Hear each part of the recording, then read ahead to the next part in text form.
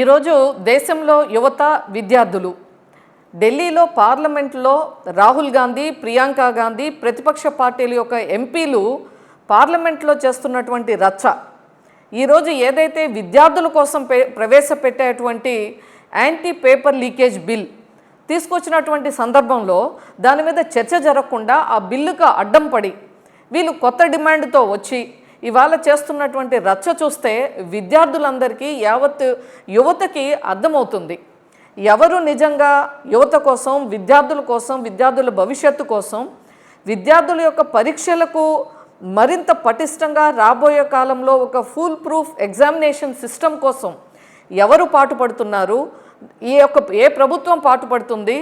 ఒకవైపు అది కనపడతా ఉంటుంది, ఇంకొక వైపు చూస్తే విద్యార్థుల సమస్యలకు పరిష్కారం వస్తే వీళ్ళకి రాజకీయంగా అంశాలు లేవు కాబట్టి మళ్ళీ వీళ్ళు కనుమరుగు అయిపోతారు. కాబట్టి రాహుల్ గాంధీ అండ్ కో ఏదైతే ఆమ్ ఆద్మీ పార్టీ అరవింద్ కేజ్రీవాల్ టీం వీళ్ళందరికీ కూడా ప్రజలు మళ్ళీ వీళ్ళని గుర్తుంచుకోరు కాబట్టి ఈవేళ మళ్ళీ మొదలుపెట్టారు. ప్రతిసారి కూడా ఈ నెల 20వ తారీఖున పార్లమెంటు మొదలైన రోజు నుంచి చూస్తే మొట్టమొదటి రోజు పార్లమెంట్లో చర్చ జరగాలన్నారు. చర్చకి ఒప్పుకొని స్పీకర్ మీరు ప్రాపర్ ఫార్మాట్లో రండి అంటే ప్రాపర్ ఫార్మాట్లో రాకుండా మళ్ళీ ప్రధానమంత్రి ఇంటి ముందర వెళ్ళి ధర్నా చేశారు. అది అయిపోయింది. ఆ తర్వాత మళ్ళీ మేము మా డిమాండ్స్ ఇవి, ధర్మేంద్ర ప్రధాన్ గారు రాజీనామా చేయాలి అని చెప్పి కాక్రోచ్ జనతా పార్టీ యొక్క వాళ్ళ ప్రొటెస్ట్లో వీళ్ళు దూరి వీళ్ళు దాన్ని హైజాక్ చేసి మళ్ళీ రాహుల్ గాంధీ ప్రెస్ మీట్ పెట్టి మా డిమాండ్ మీ మంత్రి రాజీనామా చేయాలి అన్నారు. ఆ తర్వాత రాజీనామా అయిపోయింది.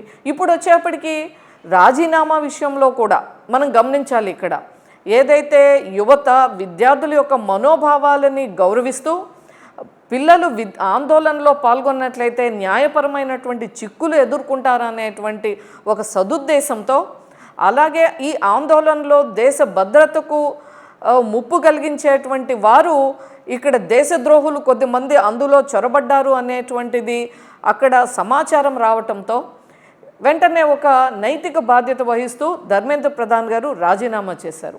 ఇప్పుడు నిన్న ప్రధానమంత్రి గారు కూడా కొత్తది మనకి హై పవర్ టాస్క్ ఫోర్స్ ఏర్పాటు చేశారు నందన్ నిలేకని గారి ఆధ్వర్యంలో.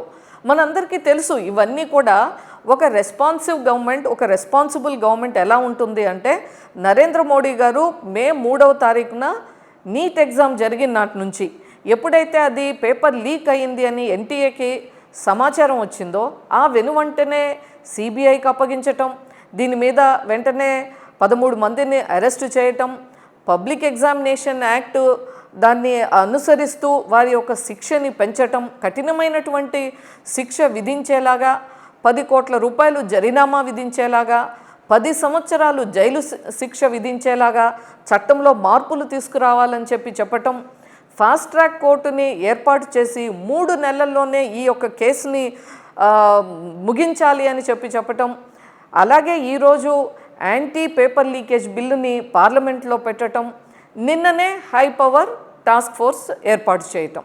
అంటే ఎంత క్విక్గా ఇవన్నీ కూడా తీసుకోవటం మూలంగా ఇవాళ యువతలో ఒక నమ్మకం కలిగింది. మనం ఒకసారి చూస్తే ఈ 12 సంవత్సరాల ప్రధానమంత్రిగా నరేంద్ర మోడీ గారి హయాంలో విద్యార్థులకు స్కూల్ ఎడ్యుకేషన్ కానీ, హైయర్ ఎడ్యుకేషన్ కానీ, స్కిల్ డెవలప్మెంట్ కానీ, స్టార్టప్ ఇండియా కానీ వారికి సంబంధించినటువంటి అంశాల్లో ఏ విధంగా ఎన్డీఏ గవర్నమెంట్ పనిచేసింది, అంతకుముందు 10 సంవత్సరాల యూపీఏ గవర్నమెంట్లో ఈ యొక్క ఎడ్యుకేషన్ సిస్టమ్ ఎలాగా నిర్వీర్యమైంది అనేటువంటిది మొత్తం కూడా రేపు పార్లమెంట్లో చర్చకు వస్తుంది. కాబట్టి వీరికి అది ఇబ్బంది కలుగుతుంది. కాబట్టి ఈవేళ రాహుల్ గాంధీ కానీ, ఇండీ కూటమి కానీ ఈ యొక్క బిల్లుని మేము దీని మీద చర్చకు సిద్ధంగా లేము అంటూ ఈవేళ కొత్త రాగం అల్లుతూ, ఎందుకంటే పదే వీళ్ళు చూసాం ఒక్కొక్క రోజు ఒక్కొక్క డిమాండ్తో రావటం. ఎప్పుడైతే ఇవాళ బిల్లు వచ్చిందో విద్యార్థులు ఇవాళ వారికి జరిగినటువంటి నష్టానికి, వారి యొక్క ఇమోషనల్ ఏదైతే ట్రామాకి మరి ప్రధానమంత్రి గారు డైరెక్ట్గా ఇన్వాల్వ్ అయ్యి యువతను ఉద్దేశించి మాట్లాడటం, యువత నుంచి సలహాలు అడగటం, ఆ వెంటనే బిల్లు, ఆ వెంటనే ఈ యొక్క హై పవర్ టాస్క్ని మనం ఏర్పాటు చేయటం. కాబట్టి ఇవాళ విద్యార్థులకు ధైర్యం వచ్చింది, భవిష్యత్తు బాగుంటుంది. మన యొక్క ఎగ్జామ్స్లో టెక్నాలజీని వాడుతూ ఈ యొక్క డిజిటల్ ఎగ్జామినేషన్ సిస్టమ్ తీసుకురావాలని, అలాగే కంప్యూటర్ బేస్డ్ టెస్టింగ్ రావాలి అని, దీని ఒక ఎగ్జామినేషన్లో దీంట్లో టెక్నాలజీ ట్రాన్స్ఫర్మేషన్ మనము వెళ్ళాలి అనేటువంటిది ఏదైతే ఈవేళ ఈ టాస్క్ కమిటీని ఏర్పాటు చేశారో వారి ఆధ్వర్యంలో జరుగుతుంది అనేటువంటి నమ్మకం కలిగింది. కాబట్టి ఈవేళ రాహుల్ గాంధీ కానీ కేజ్రీవాల్ కానీ ఈ యొక్క విద్యార్థుల ఆందోళన విరమించటం వాళ్ళకి చాలా బాధాకరంగా ఉండి కొత్త ఇష్యూస్ని ఇవాళ తీసుకురావటం. యువత విద్యార్థులు గమనించండి, మీ యొక్క భవిష్యత్తుని చక్కగా చదువుకొని మోడీ గారు ఎన్డీఏ కూటమి చేస్తున్నటువంటి అనేక మంచి కార్యక్రమాలను మీరు పూర్తిగా ఉపయోగించుకోండి అని చెప్పి విజ్ఞప్తి చేస్తున్నాను.